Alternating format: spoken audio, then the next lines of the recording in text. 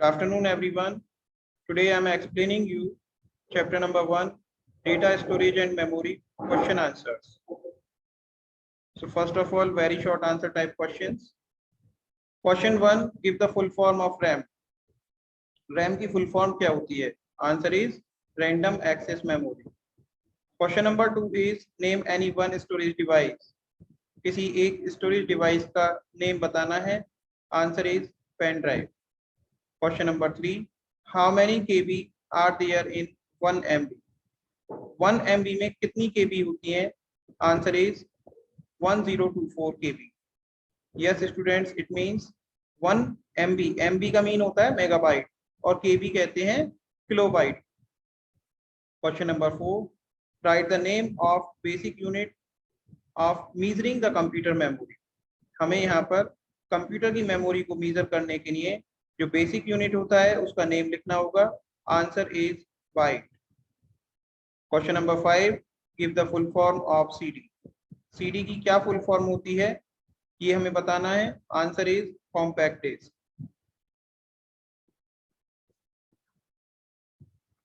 Now short answer type questions. Question number 1, what is a primary memory. Primary memory किसे कहते हैं? Answer is primary memory is the main memory of a computer. Primary memory computer की main memory को कहा जाता है. What is a byte. Byte क्या होता है?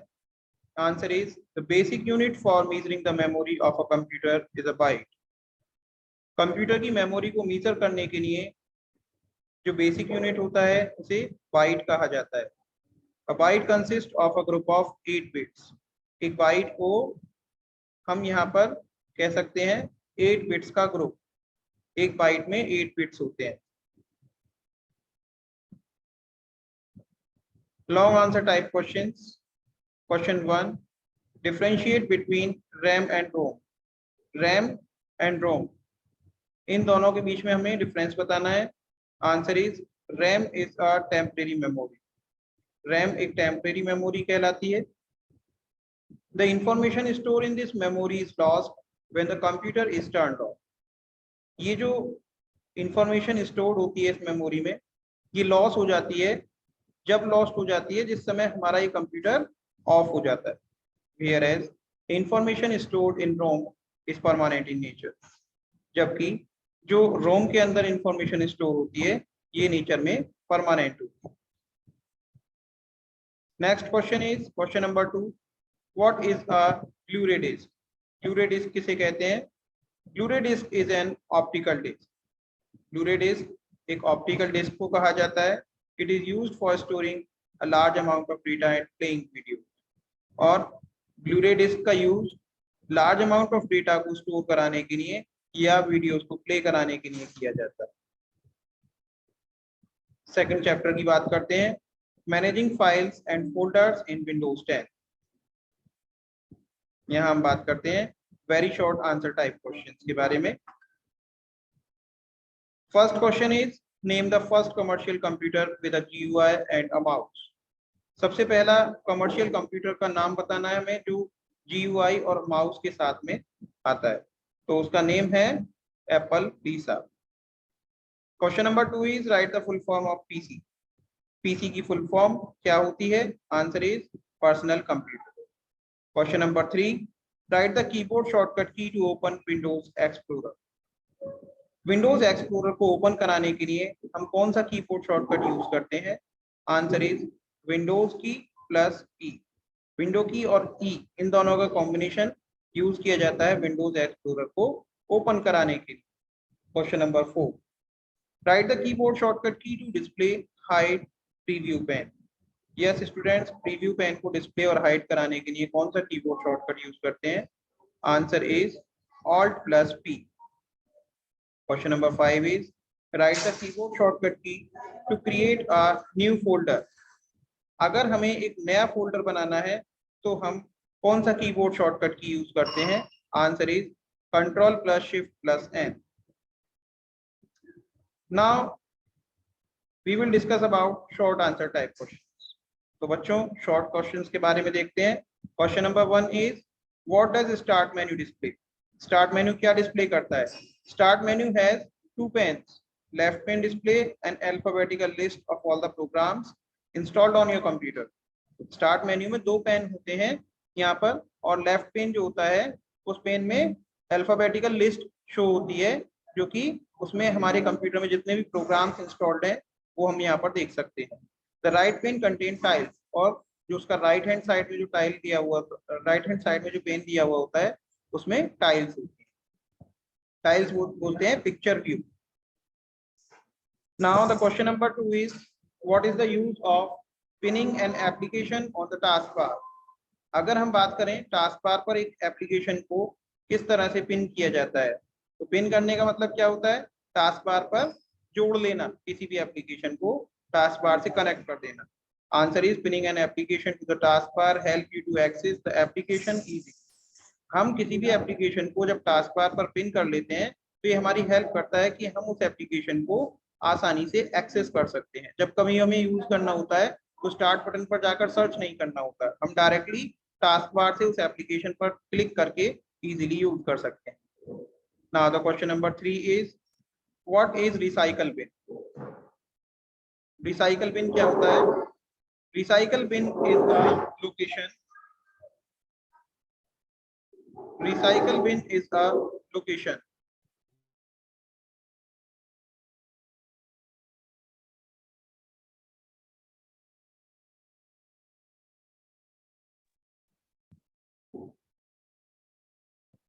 recycle bin is a location where the deleted files and folders are stored before they are removed permanent। recycle bin में एक लोकेशन होती है जहां पर डिलीट की हुई फाइल और फोल्डर्स जो होते हैं वो पहुंच जाते हैं और वो स्टोर हो जाते हैं और उन्हें वहां से परमानेंटली रिमूव किया जा सकता है।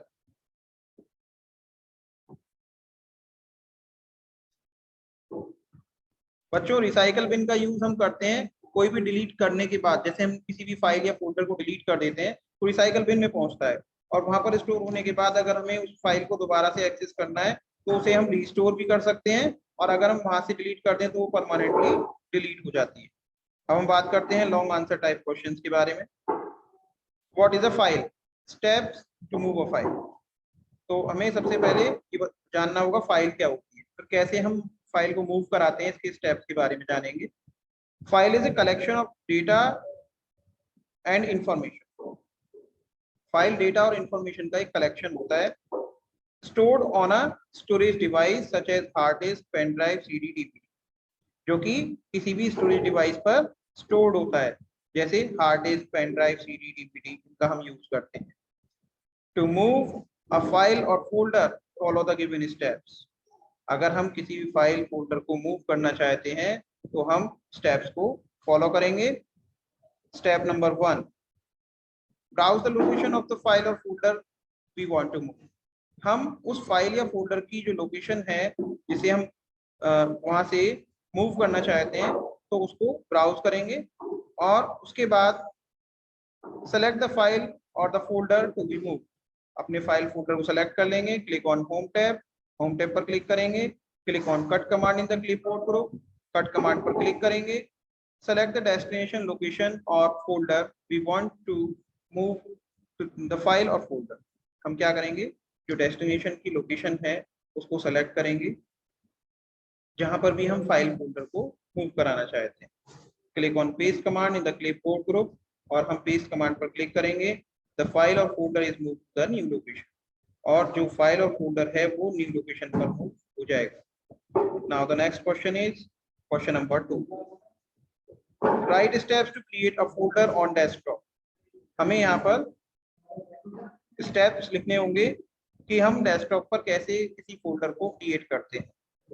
Answer is create a folder on the desktop, follow the given steps. Step 1, right click at a blank spot on the desktop, popup menu appears. हम क्या करेंगे, डेस्कटॉप पर राइट क्लिक करेंगे, एक पॉपअप मेन्यू अपीयर होगा, move the mouse pointer to the new option, a sub menu appears, और हम mouse pointer को मूव कराएंगे न्यू ऑप्शन पर, एक सब मेन्यू हमारे सामने दिखाई देने लगेगा। Click on the folder option, और जैसे ही हम फोल्डर ऑप्शन पर क्लिक करते हैं, a new folder icon with the name new folder appears on the desktop. एक new folder icon new folder नाम से हमें डेस्कटॉप पर दिखाई देने लगेगा।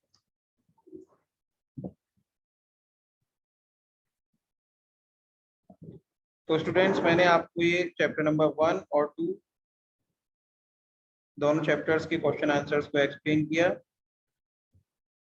अब मैं एक्सप्लेन कर रहा हूँ आपको chapter 3 question answers. Chapter 3 is more on MS Word 2016. So now very short question and answers. Question number 1 is name the special effect in Word to change the appearance of the text. Text का appearance change करने के लिए हम word में कौन सा special effect use करते हैं? Answer is word art. Question number 2, how many columns and rows are there in Word 2016? Word 2016 में कितने रो और कॉलम्स होते हैं? Answer is 63 columns and unlimited number of rows. Yes students, column यहाँ पर limited है लेकिन रॉज अनलिमिटेड होती हैं। Question number 3 is in which tab the shape command is present? कौन से टैब में शेप कमांड प्रेजेंट होती है? Answer is insert tab. Question number 4, in which tab the table tool is present? कौन से tab में टेबल टूल प्रेजेंट होता है? Answer is design tab. Question number 5, write the keyboard shortcut key to minimise the ribbon. Ribbon को minimise करने के लिए हम कौन सा कीबोर्ड शॉर्टकट की यूज करते हैं? Answer is control plus F1। Now short answer type questions. Question number 1, what is a table? Name any 2 ways to insert a table.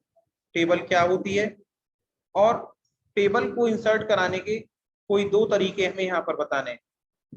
Answer is a table is an arrangement of data in vertical columns and horizontal rows forming a cell where they join together.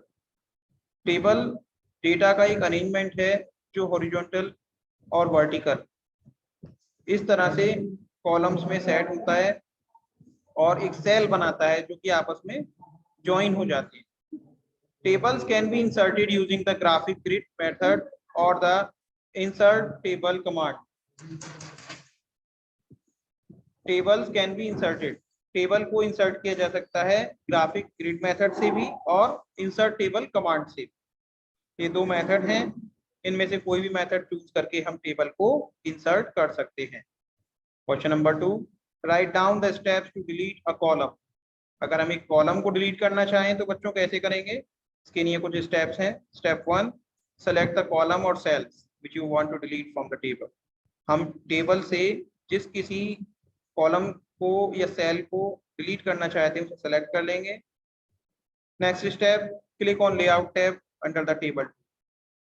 Table tools में जाकर के layout tab पर click करेंगे। In the rows and columns group click on delete command, और rows and column group में जाकर के हम डिलीट कमांड पर क्लिक करेंगे। Drop down menu appears. ऐसा करने से क्या होगा? एक ड्रॉप डाउन मेन्यू अपीयर होगा हमारे सामने। सेलेक्ट डिजायर्ड ऑप्शन, जो हमें ऑप्शन ठीक लगे उसे हम चूज कर लेंगे। If you choose delete cell option, delete cell dialog box appears, select desired option. इसमें बताया गया है कि अगर आप delete cell option को चूज करते हैं तो delete cell dialog box खुलेगा, आप अपने मर्जी से कोई भी ऑप्शन वहां से चूज कर सकते हैं। Now we will talk about long question and answers. What is shape command? Write the steps to add text in a shape. Shape command क्या होती है और हम shape के अंदर कैसे टेक्स्ट को ऐड कर सकते हैं?